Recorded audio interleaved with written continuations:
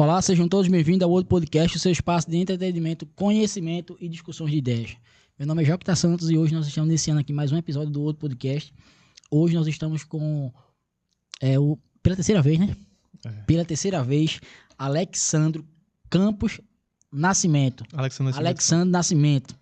Como eu falei, o tema hoje é como identificar a depressão. E existe o lado clínico e o pessoal também. Que muitas famílias estão dentro de casa com pessoas que estão passando por depressão e eles não sabem identificar. E a gente vai tirar essas dúvidas.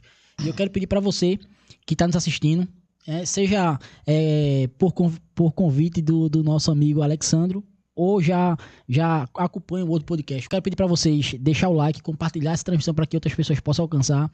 Quando você compartilha essa transmissão para mais um amigo, você tá levando, né, esse conhecimento aqui para que outras pessoas possam alcançar e tirar suas dúvidas. Eu quero aqui falar pedir para que o nosso convidado ele se apresente para a gente já dar início a esse bate-papo de hoje. Fique à vontade para... Eu sei que as pessoas que estão acompanhando aqui lhe conhecem, outros que vão entrar daqui a pouquinho aqui vai passar a lhe conhecer e eu gostaria que o senhor se apresentasse. Meus irmãos, a todos, Pai do Senhor, boa noite. É uma satisfação muito grande estar aqui mais uma vez, não é, nos estúdios do outro podcast para podermos falar de mais um tema muito interessante e muito importante. Eu tenho certeza que Deus vai continuar nos dando graça e sabedoria para que a gente possa desenvolver essa temática que é tão interessante e ao mesmo tempo tão delicada.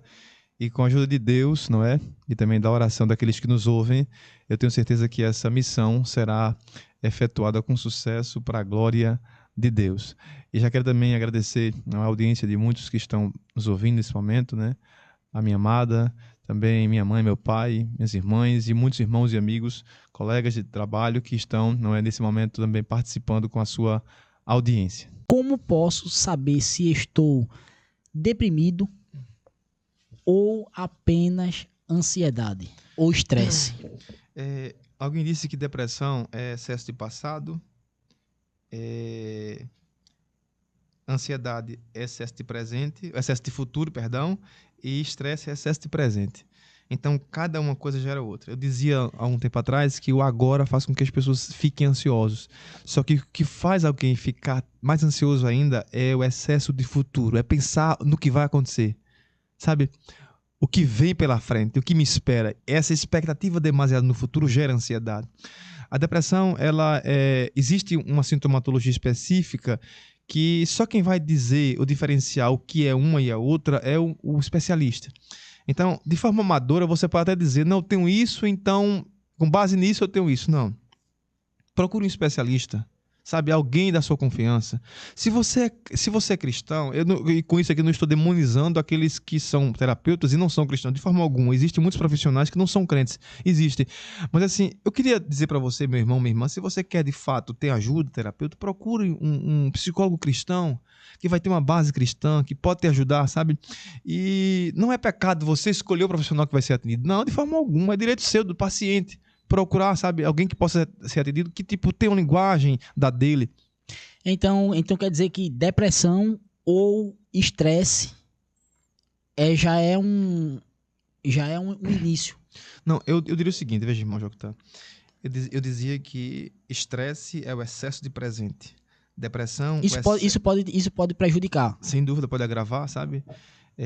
Pessoas muito estressadas, sabe? É claro que o estresse aí pode não ser, né, exclusivamente um sintoma de depressão. O estresse pode ser, sabe, por demasiada preocupação com o que está acontecendo, por falta de sono também, alimentação e assim por diante. Ou às vezes a pessoa, de fato, tem uma personalidade que é assim, explosiva, sabe? É um sanguíneo da vida, como um Pedro, explosivo e tal. Aí compete a pessoa buscar se tranquilizar, se controlar, e a terapia ajuda, claro. Mas assim, é bom lembrar que a ansiedade é uma coisa, depressão é outra.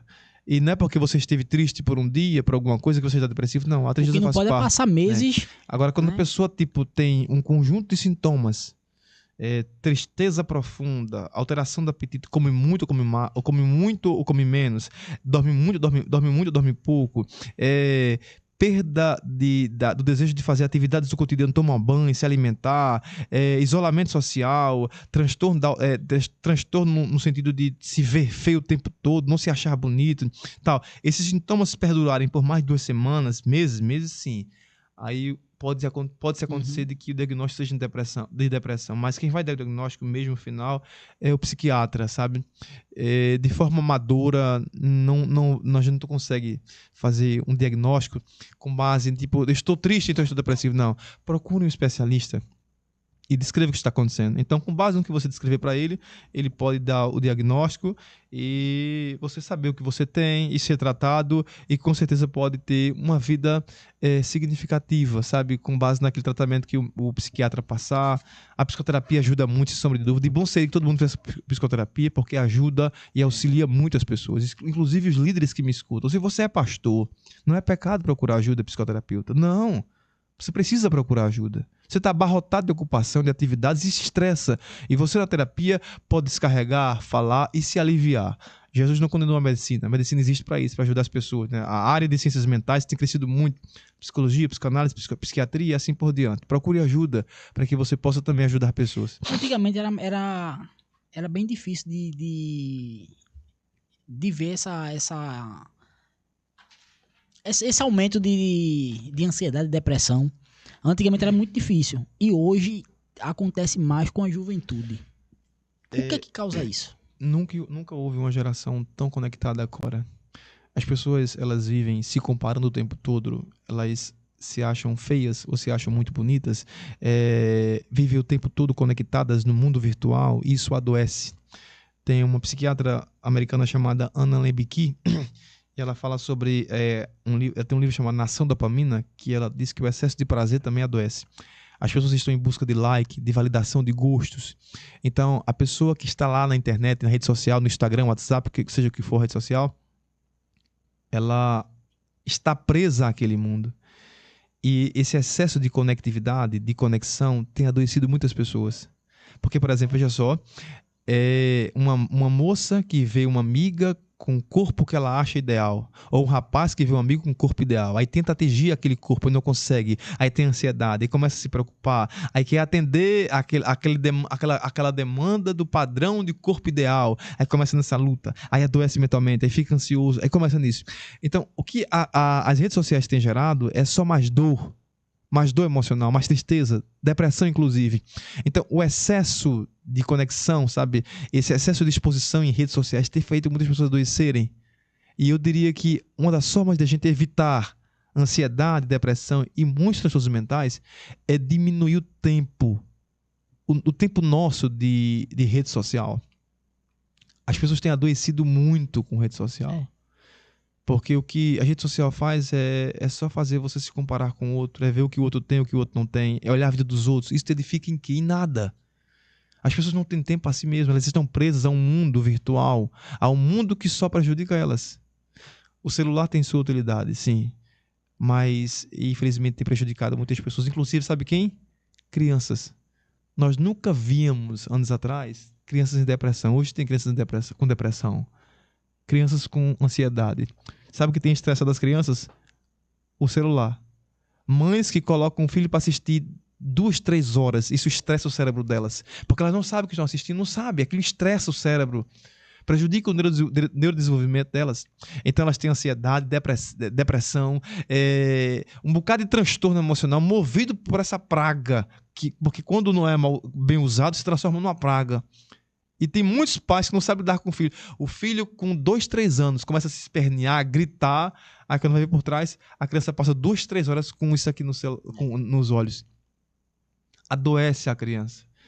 Antigamente, as nossas brincadeiras eram bola de gude, pipa, era bola de futebol. Não tem isso, e não existe. Porque as pessoas estão, sabe o quê? Diante de uma tela. E isso tem adoecido. Infelizmente. Cara, a gente pegava... Eu lembro agora, só falando isso aqui agora, só pra voltar o tempo. Pegava pneu de carro, botava 2 pau, botava óleo dentro e saía correndo. Carrinho de rolimã, descendo ladeira. Cara, era uma coisa tão saudável, tão... Hoje, naquela época, as nossas mães ficavam loucas, né? Não pode, não vai, não sei o quê. Hoje, a gente quer ter isso e não tem mais. Existem mães que pedem pro filho brincar. Vai brincar. E ele não quer porque tá com o celular. Irmãos, Se você quer que seu filho tenha saúde mental, se você quer que a sua filha tenha saúde mental, seu filho tem quantos anos? 5, 6, 7 anos, ou criança ou adolescente, não dê o celular aos seus filhos. Se você soubesse o que você está fazendo, o investimento para que ele tenha uma má saúde, um prejuízo mental, é o que você está fazendo quando dá o celular a ele. Você tem que cronometrar o tempo. Meia hora é suficiente. 1 hora é suficiente.